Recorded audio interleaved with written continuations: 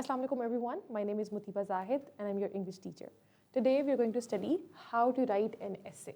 तो आज मैं आप लोगों को सिखाऊंगी कि essay कैसे लिखते हैं. essay की बहुत सारी टाइप्स होती हैं, लेकिन आज जो हम डिस्कस करने वाले हैं वो आपके एग्जाम्स की बेसिस पे कि आपके एग्जाम में किस टाइप के essays आते हैं उसको हम डिस्कस करेंगे और हम उसी को सीखेंगे कि कैसे लिखते हैं. तो स्टार्ट करते हैं. essay होता क्या है? An essay is a formal piece of writing that discuss a topic in detail using organized paragraphs. तो आप लोगों ने 9th क्लास में पैराग्राफ लिखा होगा, तो अब आपने सीरीज ऑफ पैराग्राफ लिखने हैं एसे के अंदर. तो एसे क्या होता है? एक टॉपिक के बारे में डिटेल्ड आपका आर्ग्यूमेंट है और वो डिफरेंट पैराग्राफ्स की फॉर्म में लिखा जाता है, जिसका एक प्रॉपर सीक्वेंस होता है कि पहले आप इंट्रोडक्शन लिखेंगे, फिर उसके अंदर बॉडी के कुछ पैराग्राफ्स होंगे, फिर कंक्लूजन होगी. तो आज हम वो सब कुछ देखेंगे कि कैसे लिखते हैं. अच्छा, तो बेसिक स्ट्रक्चर जो आपके एसे का होता है, उस हर एसे के अंदर सबसे पहले आपके पास जो होगा वो इंट्रोडक्शन होगा. You have to write an introduction for your essay, ठीक है. और वो इंट्रोडक्शन कैसे लिखते हैं ये मैं अभी आपको डिटेल में सिखाऊंगी. फिर उसके बाद उस इंट्रोडक्शन के अंदर ना एक थीसिस स्टेटमेंट होना बहुत ज़रूरी है. थीसिस स्टेटमेंट क्या होती है ये भी मैं आपको भी डिटेल में समझाती हूँ. फिर उसके बाद आपकी बॉडी के पैराग्राफ्स होंगे. बॉडी पैराग्राफ्स का मतलब ये है कि आपने पूरे टॉपिक को अब उन 3 पैराग्राफ के अंदर डिटेल में डिस्कस करना है. और एंड पर आपका एक पैराग्राफ आएगा जो कि कंक्लूजन का होगा, जिसमें आप अपने एसे को कंक्लूड कर देंगे, ठीक है. तो ये हर पार्ट बहुत इंपॉर्टेंट है.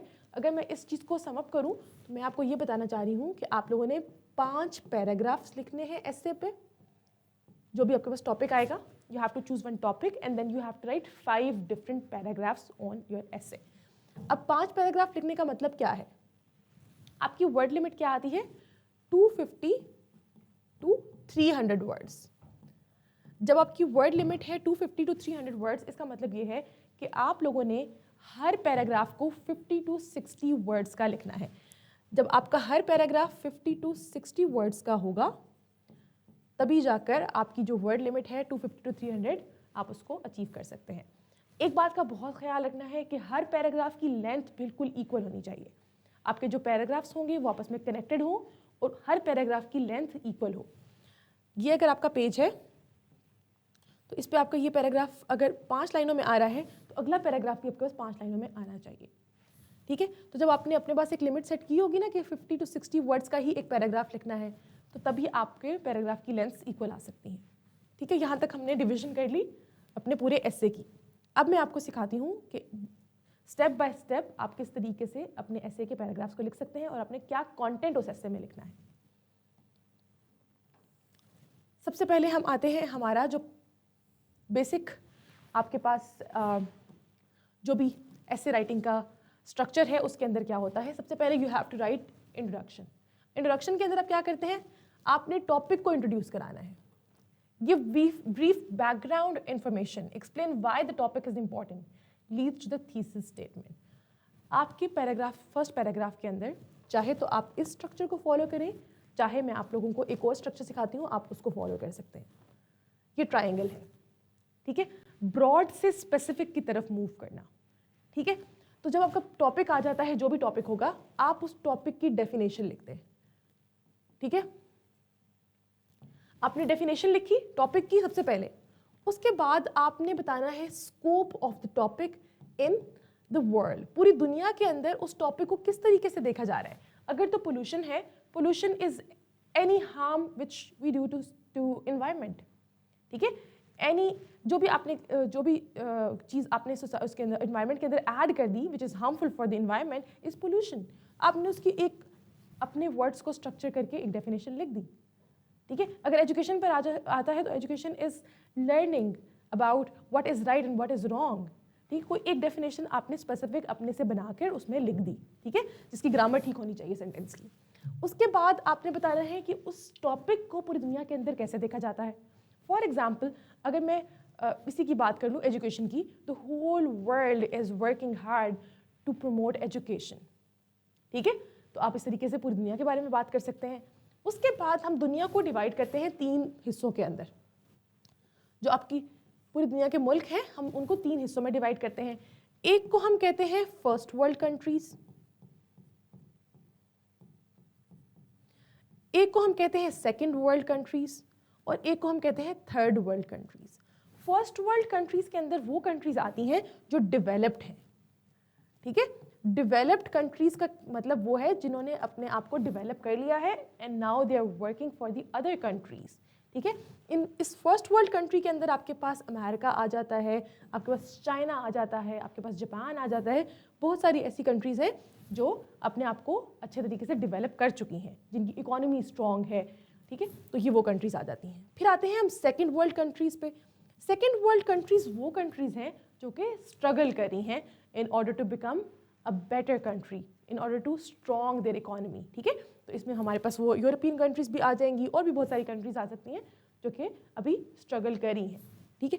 फिर आता है third world countries. Third world countries के अंदर वो ममालिक आ जाते हैं जो कि अभी इस रेस में बहुत पीछे हैं, दे आर अंडर डेवलप्ड, जिनको अभी डेवलप होने में बहुत टाइम लगेगा, जो भी बहुत पीछे हैं, जिनके अंदर बहुत मसले मसाइल हैं, जिन पे कर्जा है जिन मुल्कों पे, ठीक है। हम इसके अंदर अफगानिस्तान की बात कर सकते हैं, हम अपनी बात कर सकते हैं, हम बहुत सारी और कंट्रीज़ की बात कर सकते हैं जो कि थर्ड वर्ल्ड कंट्रीज़ के अंदर आती हैं, ठीक है। तो इस तरीके से आपने पूरी की पूरी स्टेटमेंट को लिखा।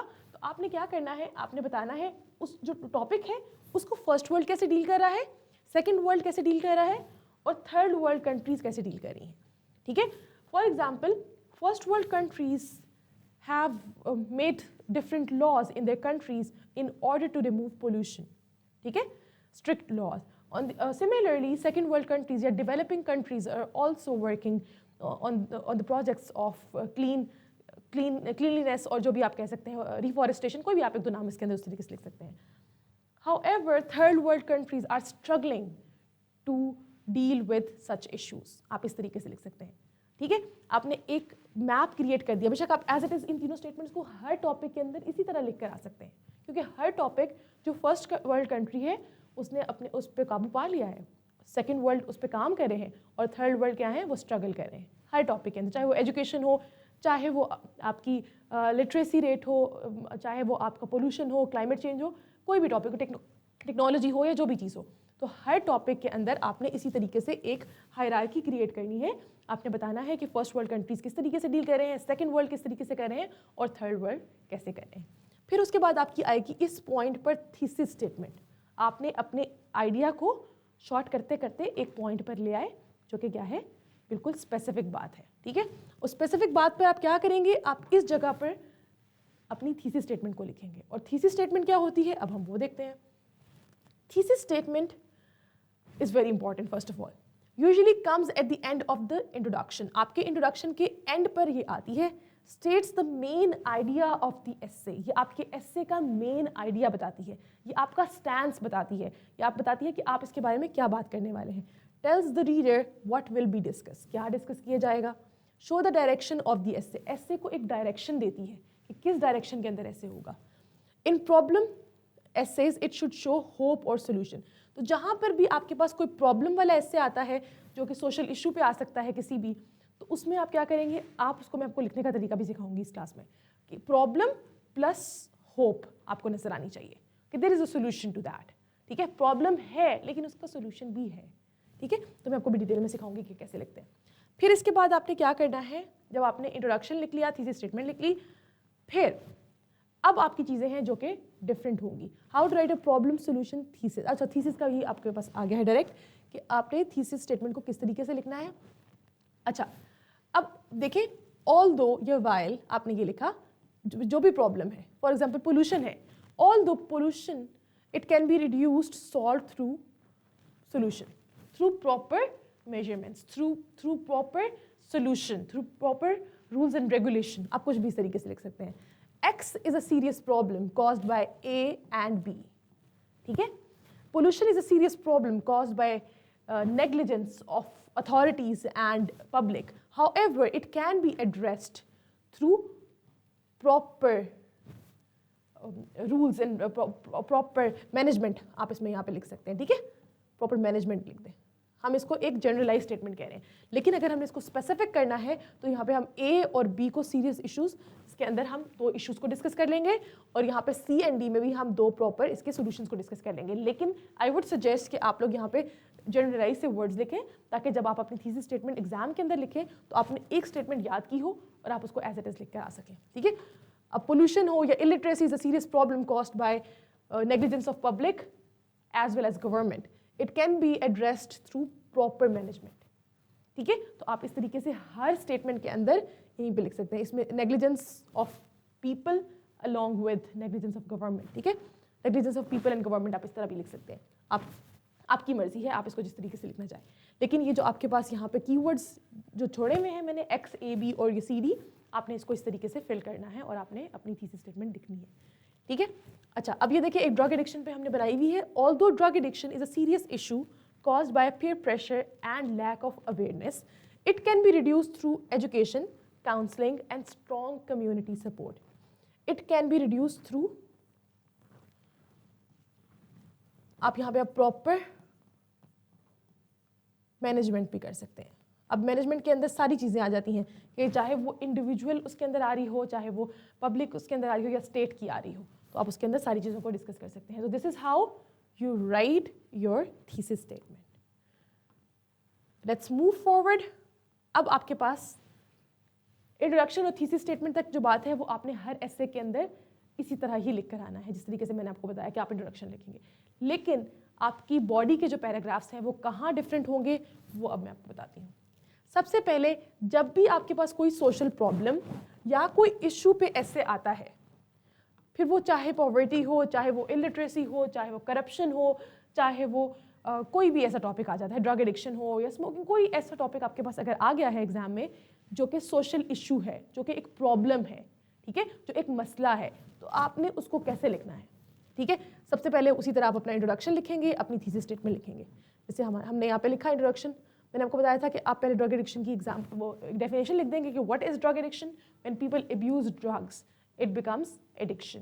ठीक है, फिर उसका बैकग्राउंड बताएंगे कि पूरी दुनिया के अंदर जो ड्रग एडिक्शन है वो किस तरीके से आम है, चाहे वो फर्स्ट वर्ल्ड कंट्री हो, सेकंड हो, थर्ड हो, every country in the world, ठीक है, around the globe if you see that every country is suffering from drug addiction, people are taking drugs and they are abusing it. ठीक है, तो जो वो क्या है, ये सबका इशू है। However people in first world country have like not the people, the government have made different rules on drug addiction and they have different rehabilitation centers over there.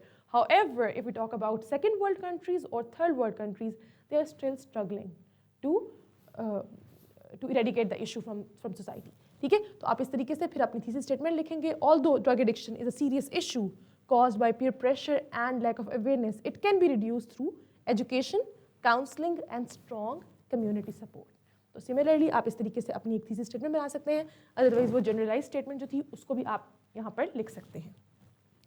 ठीक है, स्ट्रॉन्ग कम्युनिटी सपोर्ट।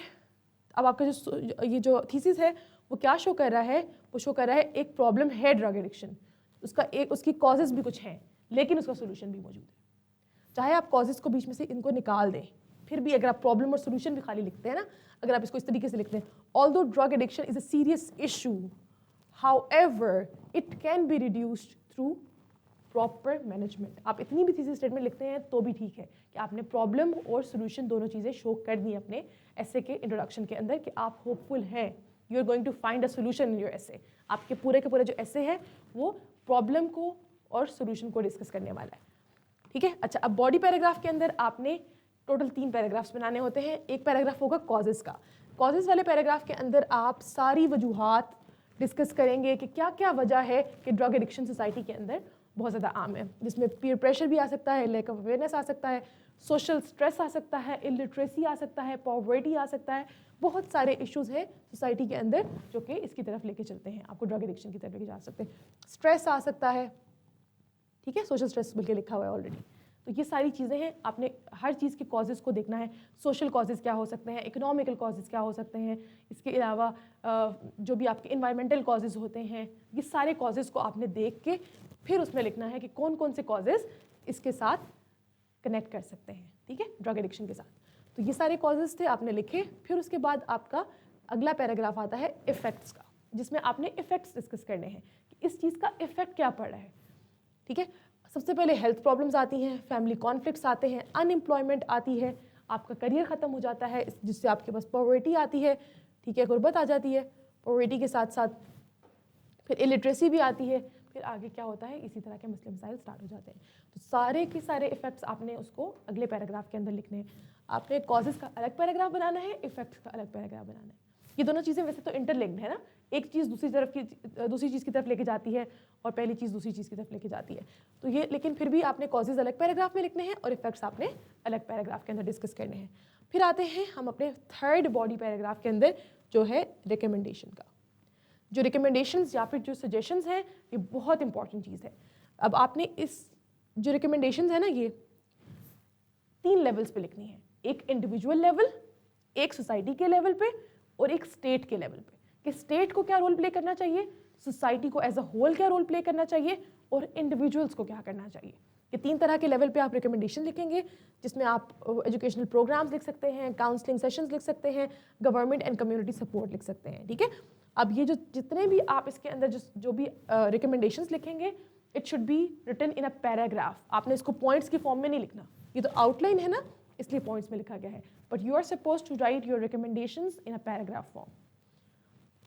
फिर हम आते हैं आगे next पे, हमारा last paragraph होगा कंक्लूजन का। जो कंक्लूजन है आपकी, आपने उसके अंदर सबसे पहले तो अपनी थीसिस स्टेटमेंट को, अपनी प्रॉब्लम को रीस्टेट करना है। ठीक है, although drug addiction is a great problem, yes, Pakistan is facing a lot of issues in terms of pollution. However, we can eradicate that problem by focusing on the recommendations written above. आप इस तरीके से बात कर सकते हैं। फिर आप अपनी बात को समराइज करेंगे, सारे कॉजेज एंड सोल्यूशन, हर चीज़ को समराइज करके लिखेंगे। Problems are everywhere but we have to find a solution. Now we have a solution right in front of us, but we have to follow the principle of Quaid-e Azam. We have to आप उसमें कायदे आज़म का quotation लिख सकते हैं, आप उसमें Nelson Mandela का कोई कोटेशन लिख सकते हैं, आप किसी भी कोई फेमस कोई हदीस लिख सकते हैं। Whatever you remember regarding the topic, you have to write in your exam. ठीक है, आप अपनी कंक्लूजन के अंदर लिख सकते हैं। मेरी एक फेवरेट कोटेशन है जो कि आप लोग लिख सकते हैं एग्जाम के अंदर। आप लोगों ने रॉबर्ट फ्रॉस्ट की पोइट्री बहुत पढ़ी होगी, उसका जो लास्ट स्टेंजा है stopping by woods on a snowy evening का, woods are lovely dark and deep, woods are lovely dark and deep, but I have promises to keep, miles to go before I sleep, miles to go before I sleep. This is very famous और इसको आप हर जगह adjust करके आ सकते हैं। इसका मतलब ये है कि प्रॉब्लम्स हैं, woods are lovely dark and deep, जो बाकी चीज़ें हैं मुझे अट्रैक्ट कर रही हैं, but I have promises to keep, लेकिन मेरे पास कुछ रिस्पॉन्सिबिलिटीज़ हैं, कुछ प्रोमिस हैं जो मुझे अपने मरने से पहले करने हैं, पूरे करने हैं। Miles to go before I sleep, miles to go before I sleep. ठीक है, कि मुझे अपने मरने से पहले कुछ प्रोमिस को पूरा करना है। सिमिलरली एक स्टेट के पास भी बहुत सारी प्रॉब्लम्स हैं, चीज़ों को ग्लोरीफाई करने के लिए हमें और चीज़ें नज़र आ रही हैं कि हम इन चीज़ों पे काम कर सकते हैं, लेकिन woods are lovely dark and deep, जो चीज़ें हमें टेम्प्ट करी हैं वो अलग चीज़, उसको देखने की बजाय हमें उस चीज़ पर फोकस करने की ज़रूरत है जो कि असल प्रॉब्लम है। ठीक है, और क्या है, उस पर प्रॉब्लम करके ही हम क्या करेंगे, हम अपने सोल्यूशन की तरफ जा सकते हैं और हमें एक एंड तक पहुंचने से पहले उन सब चीज़ों का एक सोल्यूशन निकालना है। अच्छा, तो ये इसको आप हर जगह पे लिख के आ सकते हैं। With proper education and strong support system, society can successfully reduce drug addiction and create a healthier future. ठीक है, तो इस तरीके से आप एक लाइन अपने जो ऐसे के अंदर एंड पर लिख कर आ सकते हैं। So this is how you are going to close your essay, end your essay, conclude your essay. ठीक है, तो आपने इस तरीके से इसको conclude करना है। On the other hand, अगर आपके पास कोई essay आ जाता है जिसके अंदर आपके पास कोई टेक्नोलॉजी पे ऐसे आ जाता है या कोई भी जिसके अंदर एडवांटेजेस एंड डिसएडवांटेजेस हैं, तो तब आप कैसे ऐसे लिखेंगे। उस सिचुएशन के अंदर आपने इंट्रोडक्शन तो उसी तरीके से लिखना है जो मैंने आपको बताया, फिर आपकी थीसिस स्टेटमेंट आ जाएगी।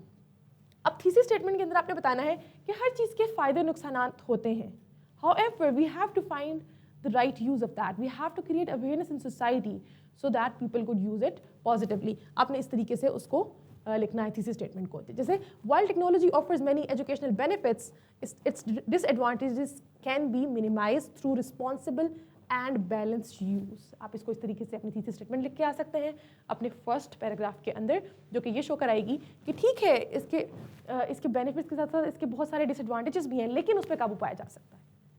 ठीक है, we can minimise the negative impact of technology. ठीक है, तो वो किस तरीके से कर सकते हैं, वो आपके पास पूरा का पूरा पैराग्राफ होगा रिकमेंडेशन का, आप उसमें लिख सकते हैं। अच्छा, तो बॉडी पैराग्राफ के अंदर आप एक पैराग्राफ के अंदर सारे के सारे उसके एडवांटेजेस लिखेंगे और अगले पैराग्राफ के अंदर आप उसके डिसएडवांटेजेस लिखेंगे। इस बात का ख्याल रखिएगा कि एडवांटेजेस और डिसएडवांटेजेस साइड बाय साइड मत लिखिएगा। ठीक है, आपने एडवांटेजेस लिखे और फिर आपने डिसएडवांटेजेस लिखे। ठीक है, आपने जैसे फॉर एग्जांपल टेक्नोलॉजी की बात करें तो ईजी एक्सेस टू इन्फॉर्मेशन है, ऑनलाइन लर्निंग अपॉर्चुनिटीज़ है, इंटरैक्टिव टूल्स हैं, बहुत सारे इसके और फ़ायदे हैं जो आप इसके अंदर ऐड कर सकते हैं। फिर ऑन द अदर हैंड अगर हम डिसएडवांटेजेस की बात करें तो distraction is one of the most आप कह सकते हैं जो बड़ा प्रॉब्लम है आजकल, जो डिस्ट्रैक्शन बच्चों के अंदर बहुत ज़्यादा नज़र आ रही है, that is because of technology. फिर screen addiction, that is also another major issue caused by technology. क्या है कि आप लोग स्क्रीन एडिक्शन हो गई है, बच्चे आजकल बहुत हर वक्त स्क्रीन पे लगे हुए होते हैं। We see everyone using mobile phone around us, ठीक है।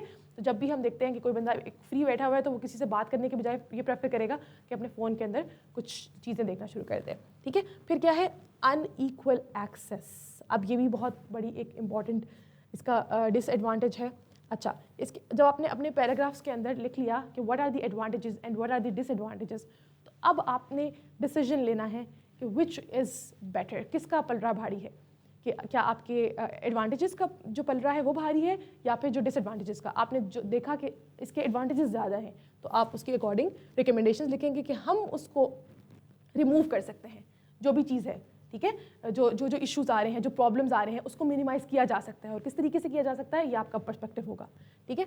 अब उसके अंदर रिकमेंडेशन के अंदर आप इंडिविजुअल लेवल पे भी कुछ लिख सकते हैं चीज़ों को, फिर आप उसके बाद सोसाइटी के लेवल पे अवेयरनेस के बारे में लिख सकते हैं, और स्टेट के बारे में भी इसमें थोड़ी बातें लिखी जा सकती हैं, ठीक है।